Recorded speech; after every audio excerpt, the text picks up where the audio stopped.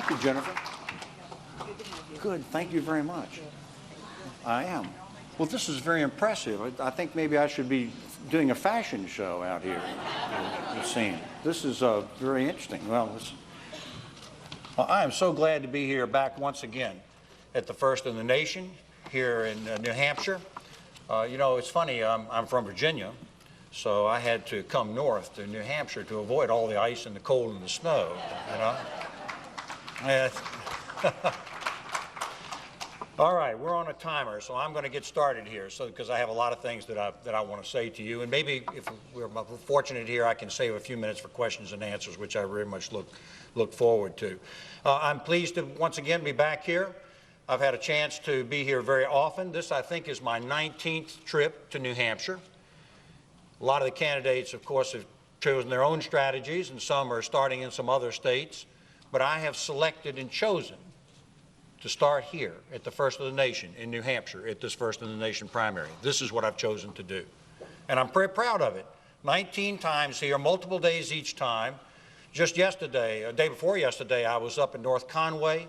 And then yesterday I was down in Portsmouth, but it's just been wonderful.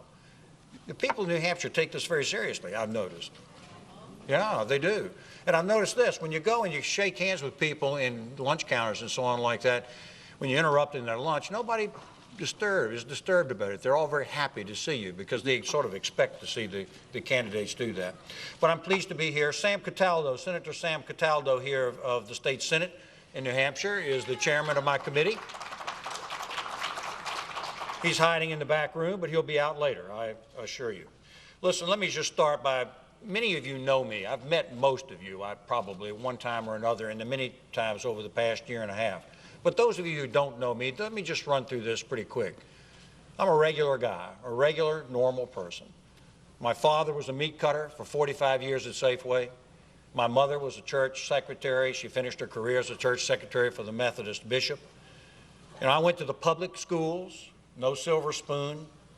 And then after I finished the public schools, I was admitted to the University of Virginia. And at UVA, that's where I got my lifelong love for foreign policy and national security, and started even back then beginning to study those issues, took a degree in Russian area studies. And then after that, I joined the United States Army and became an Army intelligence agent. I was trained as a soldier at Fort Campbell, Kentucky, trained as an intelligence agent at Fort Huachuca, Arizona, trained in the German language at the Defense Language Institute in Monterey, California, and then attached to a NATO intelligence unit in West Germany. And you know, I'm proud to be a United States Army veteran. I'm proud of that.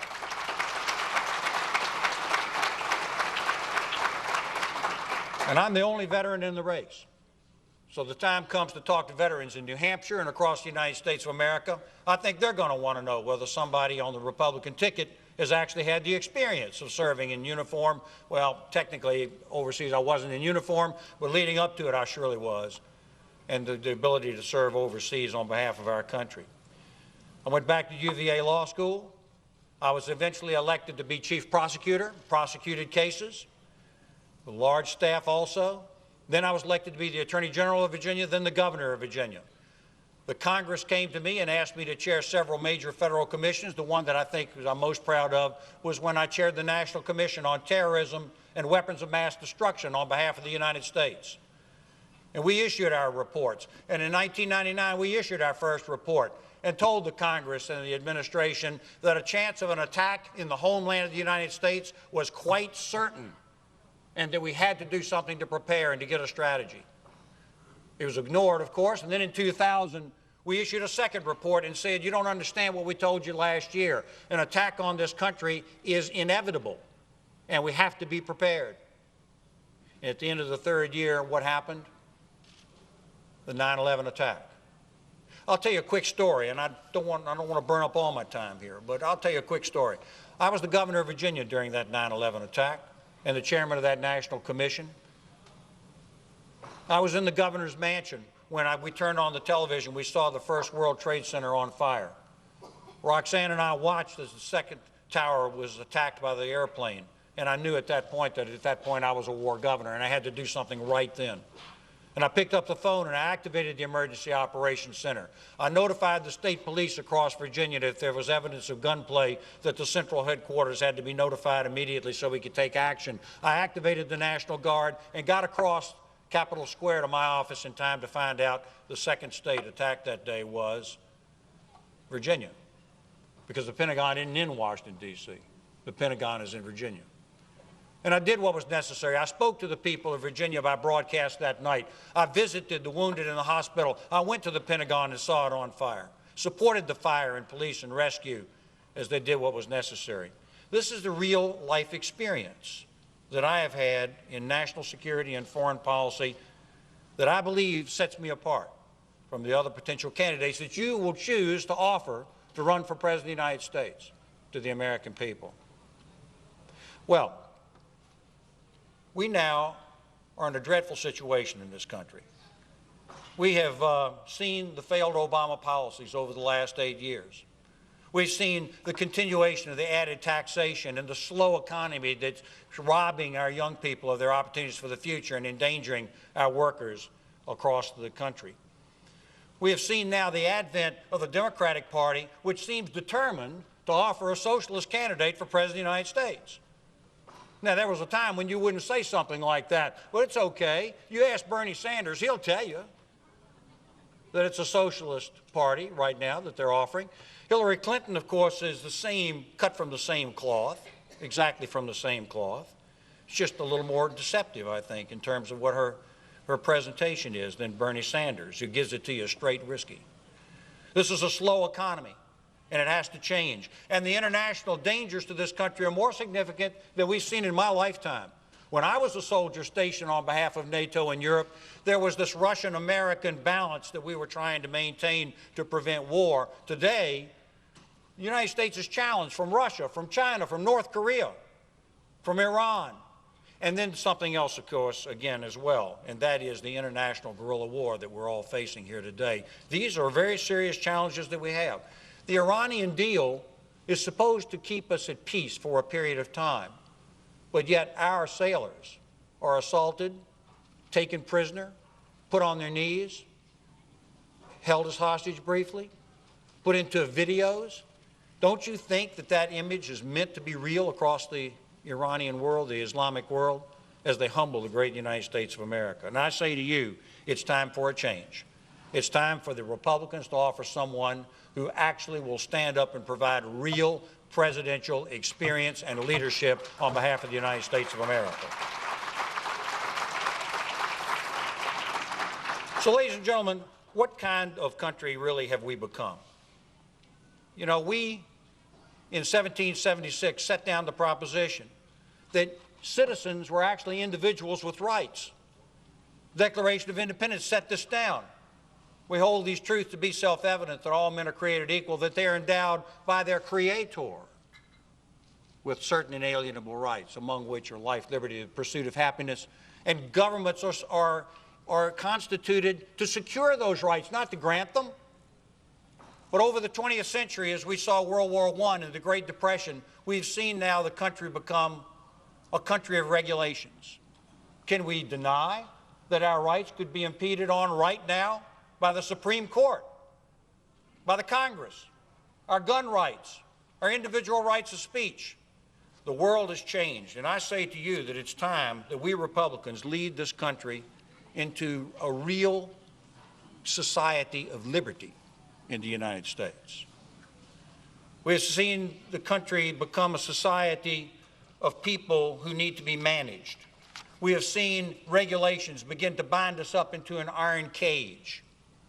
We've seen people become recipients of information, not really participants so much in the political process like we are here in this room. And mass media gives information and controls information on behalf of the people of the United States. And they, by their broadcast, are doing financial donations and contributions to their selected candidates without any type of restriction on them whatsoever. And this will change in a Gilmore presidency, I promise you this. I am running to build a country that once again is based upon our individual liberties and rights. But first, we've got to have a country that is protected. The first things first, we have to protect this country. We have to recognize the dangers that we're seeing from Russia, China, North Korea, and Iran. We have to recognize these dangers of the international guerrilla war. And I have the background to address these issues, and I'll tell you what I will do. As President of the United States, the sequester will come off the defense budget. We're going to rebuild the Army.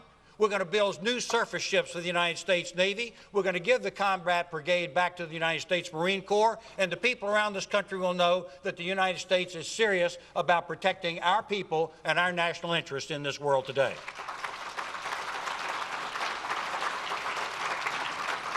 And in terrorism, we will support our special operations people. We will rebuild our military, and we will recognize the exceptionalism of America. We will do what's necessary to fight this international guerrilla war. But I will tell you something maybe a little different. The war is in the minds of people. And it's important for an American president to stand up for the values of Western civilization and to say that people who would put someone in a cage and burn them, behead people, enslave women, that these are crimes against humanity, and we have to say so forthrightly and strongly.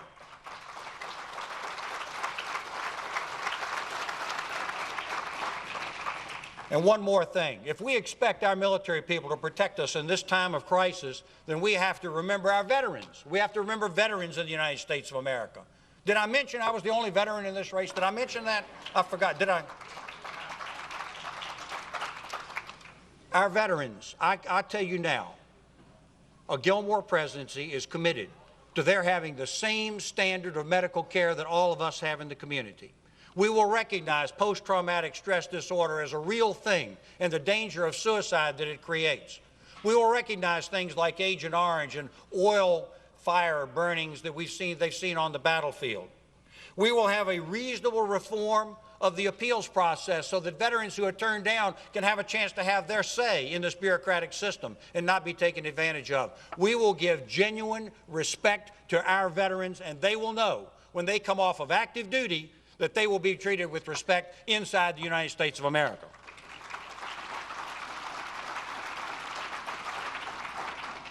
I say to you, ladies and gentlemen, this is a time of great danger, and it is no time to put an amateur in the White House in this time of danger. Second of all, we have to begin to develop once again the financial freedom of the people here at home. We have to have a country here at home that's worth protecting in the first place. And that means we have to rebuild our economy. We can't have a lost generation of young people. We have to, who don't have a chance to get their career started. We have to rid ourselves of all these terrible regulations. And I will tell you what I will do as President of the United States. We will repeal the bad laws which are causing such slow growth, the increased taxes that we've seen on jobs and investment.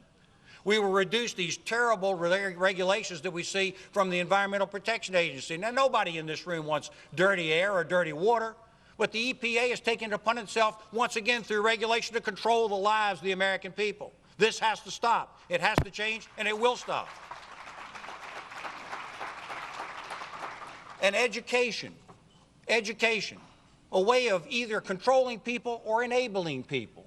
I tell you now, ladies and gentlemen, I disagree with some of the other Republican candidates. I tell you now, there is no place for federal Common Core education in the United States of America.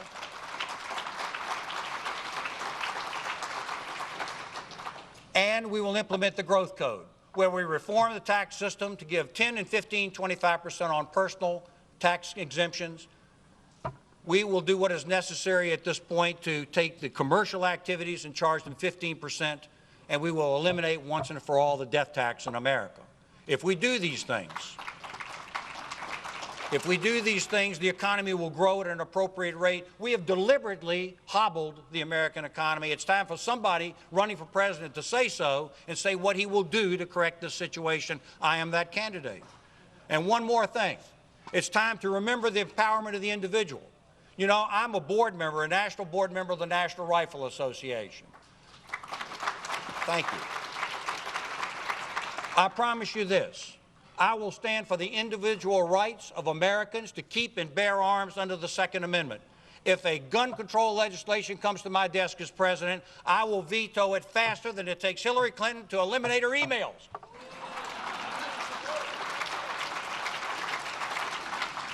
Now, let me say as I close this final thing to you. We are living in a society today where the media are controlling our political situation. They are controlling this, and the Republican National Committee, in one of the great crimes of the times, outsourced the nomination to the media people, to Fox and to CNN and to MSNBC and to the networks. That's really what they did. They bequeathed those people the ability to say who was going to be in the debates. And you haven't seen me in these debates up to this point, have you? Freezing out a candidate means he doesn't get the exposure, and then he doesn't get the poll numbers, then he doesn't get the exposure, then he doesn't get the donations, and they know this. They know this. And this is a distortion of the political system. Look at one of our candidates the other day actually taunted people and said, well, I don't have to spend any money because I'm getting all the free broadcast time. And that's right. That's the reality of what we're seeing here today in America today. And I tell you now, it is wrong for the mass media to be able to donate to any candidate and give them free money without regulations when we Americans are limited in what we can do. And that has to change, and I can tell you that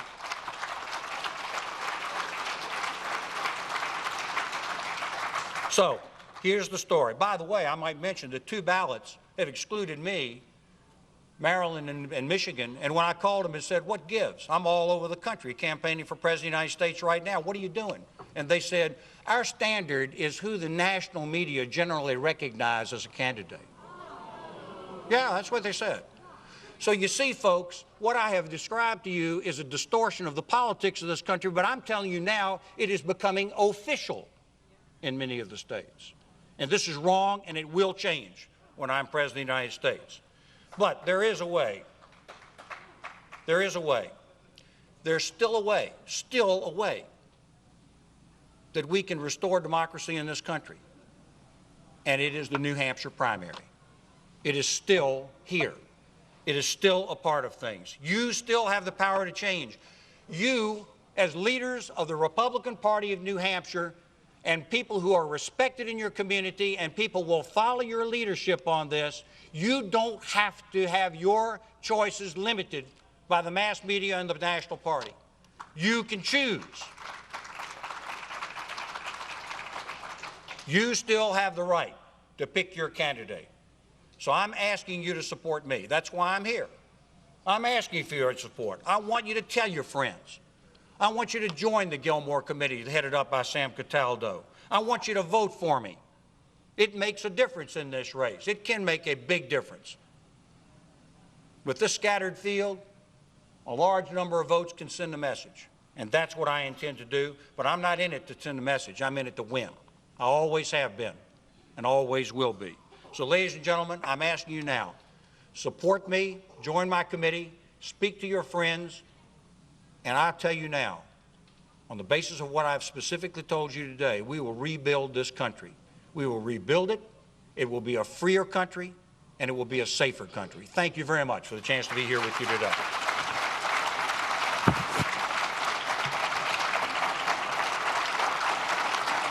Thank you.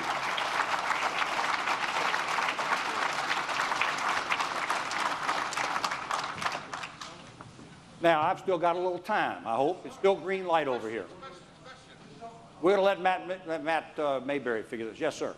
Governor, as the only candidate running that has served in the military, first I'd like to thank you for your service. And thank you, sir. Thank you. Now, my question is, where do you believe the military needs to be to defeat not only ISIS, but to reestablish itself as the most dominant military force in the world? Oh, thank you. And this young man, by the way, is getting ready to become a naval aviator. And thank you and congratulations to you.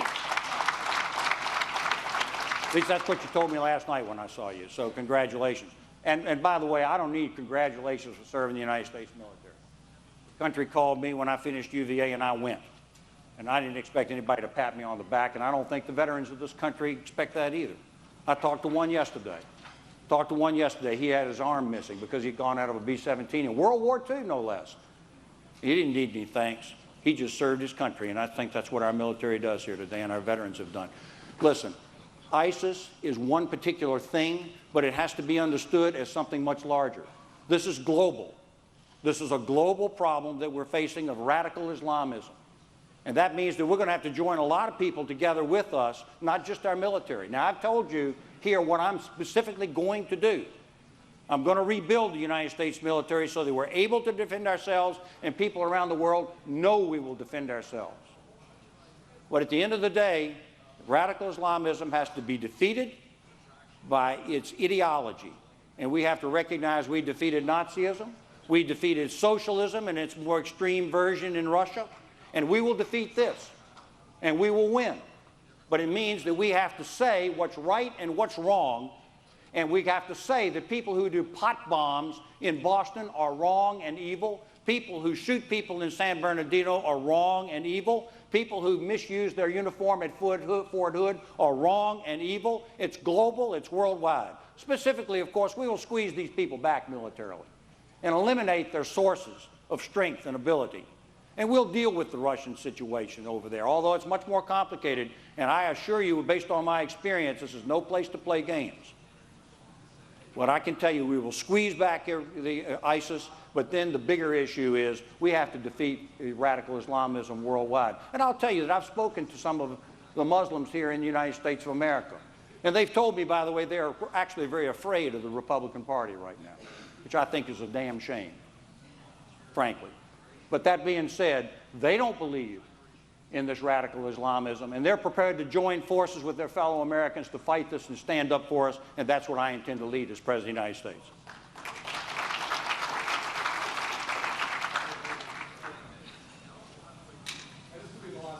Oh, my. I wish I had more. Wait a minute. Is it already over? Oh. All right, go ahead. I'll be quick. Governor Gilmore, my name is Wendy, and I'm a nurse here in New Hampshire. Will you talk a little bit about how you will support nurses within the medical system? I work at a community health center, and I'm greatly concerned that nurses nationally are not able to work to the full scope of our licenses. Well, I think that it's part and parcel of the healthcare revolution that we're in right now. And I will tell you that there are some couple of good things like pre-existing conditions and so on with Obamacare that are appropriate. But we have nationalized the system now, and it's going to be more and more that the nurses and the doctors are going to be clamped down on by more and more regulations. I think we need to reduce some of these regulations and give nurses and physicians the ability within a more free market system to provide real care within the construct also of Medicaid and Medicare and the veterans services. But I believe that we need to enable nurses to be able to do their jobs, and that means a general reduction of regulation, which is exactly what I was talking about a few minutes ago. Sure, we've got time. Look, it isn't even over yet. But I want the people of New Hampshire to know that our prayers are with you, that you'd be given wisdom in making the next decisions you make. Okay? We need it. And I personally hope that good Lord hasn't turned his back on us with 54 million abortions. Okay? Set that aside. I would ask, Governor, what do you think is the most dangerous, most destructive force challenging this country right now? And then I have a quick follow-up. What's the most destructive force facing this country right now? I've laid it out in my talk. The most destructive force facing our country right now is the fact that we have a dual military challenge threatening this country. Nation states that are beginning to impinge upon the national interest of the United States and create a very dangerous situation. North Koreans just captured a young Virginia student today. The Iranians doing what they're doing with a nuclear weapon, which will set off a worldwide, or at least a Middle East, nuclear arms race. The Russians, who now have conquered the Crimea, are fighting in the Ukraine and developing themselves into Syria. We know these. The Chinese, who are beginning to threaten the sea lanes and our allies in the Pacific. Danger is rising. And we are going to offer a candidate that doesn't know anything about foreign policy? This is no time to put an amateur in the White House. And the second problem, sir, is the fact that we don't really understand what we're in here in terms of this regulated society. Rights have become subordinated to regulation, and that has to change, and under a Gilmore presidency, it will change. I would like to just indicate that I believe the most destructive force in this country today is the mainstream media and press. They created Obama, and Obama created ISIS, and people are dying because of that decision, that error in judgment. So I believe they've made it almost impossible to govern this country because they put all the blame on the Republicans and Thank the you. legislature. I think that I have been as eloquent as I can be about that in my talk. The red light is on. Do I have time for one more? No. Ladies and gentlemen, thank you for welcoming me to this wonderful state. Thank you. I offer a flower for peace to all the candidates. Should you become president, then you have a peaceful term. Thank you. I can. Let me go over here.